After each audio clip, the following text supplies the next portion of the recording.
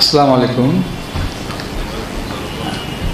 World schizophrenia day উপলক্ষে আয়োজিত সেমিনারের সম্মানিত চেয়ারপারসন, এখানে আমার এক্সপার্ট, আমার জুনিয়র এবং সিনিয়র কলিগস। আসলে এটা এমন একটা টপিকস যার সমাধান আসলে নাই। কারণ আমি তো আমাদের বয়স তো অনেক মানে রুগী দেখেছি, আসলে ভালো করা যায় না। এখন মানে সাধারণ লোকেরই তো এই রোগ, মানে এই মানে সমস্যাগুলো আছে। সেখানে তো রুগী মানুষ, তারা ওষুধ খায়।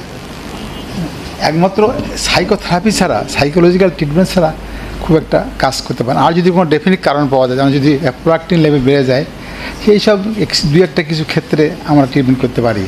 হ্যাঁ, আর এমনি সাইকোলজিক্যাল করলে রুগীকে মোটামুটি আমরা সান্ত্বনা দিতে পারি। রুগীর সাথে যে রুগী অ্যাটেন্ডেন্স আসবে বা তার ওয়াইফ আসবে, আমরা তার সাথে আলাপ করি, তাকেও আমরা একটা সাজেশন দিতে পারি যে এই রোগের চিকিৎসা করতে গেলে এই ওষুধ খেতে হবে এবং এই ওষুধ খেতে গেলেই তার কিছু সমস্যা হবে, এটা মেনে নিতে হবে। এইভাবে মানে মেনে নেওয়াটাই আসলে চিকিৎসায়। তো এমন একটা ডিজিজ যার যে সমস্যাগুলো হয় তখন তারা খুব অসহায় হয়ে যায়। আর একটা সমস্যা হয়, সেটা হয় যখন বাইপোলার হয়ে যায়, ম্যানিয়া, তো ওদের তখন আর্টস খুব বেড়ে যায়।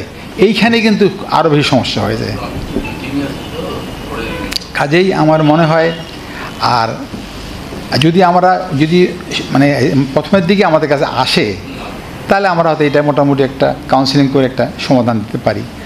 কিন্তু ওরা তো আমাদের কাছে আসে অনেক পরে, স্কিনের ডাক্তার রেফার করে, অন্য ডাক্তার রেফার করে, ততদিনে ওদের তো অনেক ওষুধ তারা খেয়েছে, অনেক ইঞ্জেকশন নিয়েছে, অনেক কিছু নেয়, যার জন্য আর পরে মানে বেশি ভালো করা যায় না। হ্যাঁ, আমার মনে হয় এই দিকটা আমাদের খেয়াল রাখতে হবে যে এই যে মতিন সাহেব যে বললো যে এটা নিয়ে আমাদের একটু বড় স্কেলে আলোচনা করে সবাইকে জানাতে হবে যে এই সমাধান আমাদেরই দেওয়া উচিত। হ্যাঁ, এইসব পেশেন্ট আমাদের কাছে আসা উচিত। এটা আমাদের জুনিয়র ডাক্তার, সিনিয়র ডাক্তারের মধ্যে যদি এটা ভেন্টিলেট করতে পারি, তাহলে হয়তো আমরা শুরু থেকে তাদের আমরা একটা ভালো একটা কাউন্সিলিং করে মোটামুটি আমরা একটা সমাধান দিতে পারবো। আচ্ছা, আজকে তো রাত অনেক হয়ে গেছে। হ্যাঁ, আর অনেকে আছে, আমাদের এক্সপার্ট অনেকে আছে। আমি এখানে শেষ করছি। আসসালামু আলাইকুম।